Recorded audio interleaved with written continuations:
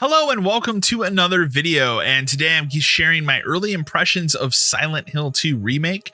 I've been playing the game since its launch last week. I am a little over halfway through the game, rounding out towards the end of it. I've put about 10-12 hours into it, but I've done a lot of exploring and a lot of backtracking, and we'll get into the reasons for that in a little bit. But early impressions of the game, I have to say I'm really enjoying my time with it. I don't have really a lot of negative things to say about it.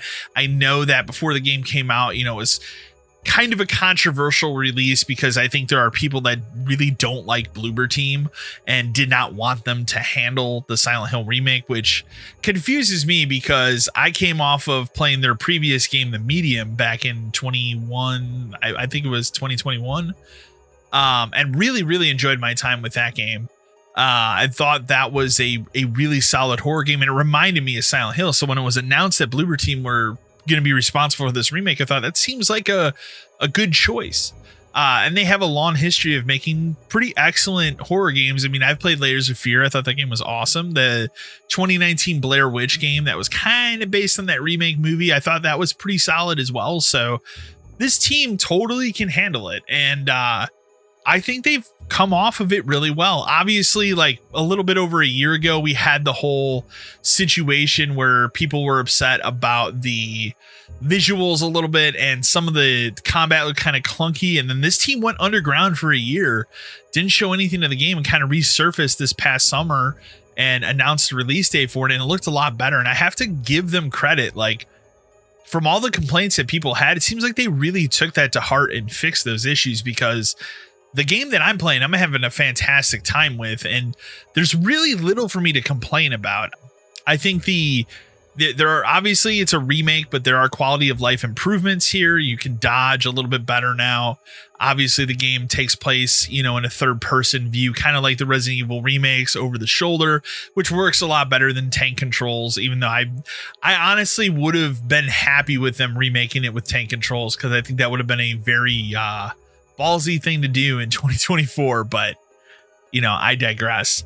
But I think they've made a lot of good quality of life improvements to the game. Obviously, you don't have to you don't have to pause the game, go into the menu to switch weapons anymore. You can do that on the fly, stuff like that makes more sense in a modern setting than it did 20 years ago. Things that we didn't think about when it comes to controls and stuff like that, and maybe things that kind of ran up with system limitations.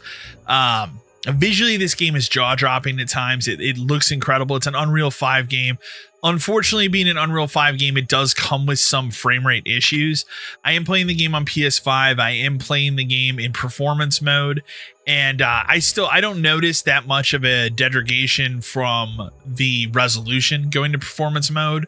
Like some games, obviously, it's really noticeable. Like if you play Final Fantasy Rebirth or even Final Fantasy 16, going from quality mode to performance mode is a noticeable drop in visual performance, but here it's not really that noticeable, and I think the game holds up very, very well.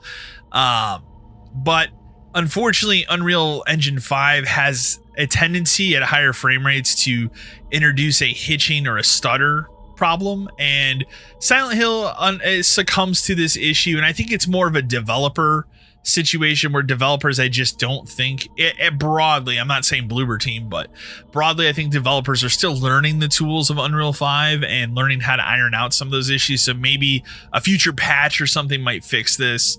But that's probably the biggest issue I have with it, and it's pretty minor, like all things considered with the game. The music is fantastic. Most of it seems like it's original. I should preface here, I don't even think I said, like, obviously you guys know on the channel, I'm a huge Resident Evil fan. I'm not as big of a Silent Hill fan as I am a Resident Evil fan. I have not replayed the Silent Hill games over and over and over again like I have Resident Evil. Silent Hill 1 is, and I'll go through them really quick. Like, I'm also a very odd Silent Hill fan. So like, I love Silent Hill 1. I love Silent Hill 2. I did not care for Silent Hill 3, which I know is confusing to a lot of people because a lot of people love that one. 4, The Room, is probably my favorite Silent Hill game. I love that game to death. I wish they would remake Silent Hill 4. Obviously, there's the really crappy American Homecoming game that was the first of the Americanized Silent Hill games. That game's not good. I never played the Wii / PS2 remake of the original Silent Hill. I want to, but it's so fucking expensive now to get that game. And there was also the PSP to PS2 one as well. I never played that either. And then we have 2012's Silent Hill Downpour, which I actually really enjoyed, but I also recognize it's more of just a straight up horror game than a Silent Hill game. And the enemy design's kind of not great in that game, but I loved the side stories in that game because I thought they were very well written and very interesting. And then obviously we've had 12 years of no Silent Hill. We had PT, but then everybody knows the story of that and it fell through. And this series is kind of sat in limbo for a while. And now we have a remake, and it's pretty excellent, I have to say. It's a really fantastic story that goes in a completely different direction than Resident Evil. And that's what I like about Silent Hill. It's not a haunted house like monster game necessarily. It's a game that deals with very big issues like grief, death, and whatnot in ways that you don't get out of a lot of other video games. And I mean, I still remember going and renting the game when the day it came out back in 2001, and being blown away by the story, at a much younger age than I am now, and still replaying through it. Story is still fantastic. They did a great job with the motion capture. They did a great job with the voice acting here. Everything is top notch. Like, I would say higher than anything we've ever seen from Bluebird Team. So I really think that they deserve credit for doing a real bang up job with this release.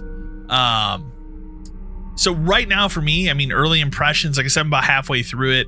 I definitely would say it's worth your time. If you're a Silent Hill fan, if you're a fan of the original Silent Hill 2, I think this remake is definitely worth your time. If you're someone who's just getting into horror games, or maybe you're just a hardcore Resident Evil fan and you've never really played a Silent Hill game, Silent Hill 2 is the perfect onboard experience for a Silent Hill game. I understand why they decided to remake 2 instead of 1, because 2 is kind of like the quintessential other survival horror experience from the late 90s, early 2000s that everybody remembers. And just remember, it's a different type of survival horror. It's not exactly like Resident Evil. So if you're a Resident Evil person, just know this game has a lot more exploration to it. It pushes the survival aspect much farther than I think the Resident Evil series does. Like, save your ammunition for bosses or you're going to have a real bad time. But I'm having a fantastic time with it. I'd love to know what you guys think about it. I will do a full review once I finish it, but let me know in the comments below, or you're enjoying Silent Hill 2 Remake. Remember to like, share, and subscribe to the channel. And as always, until next time.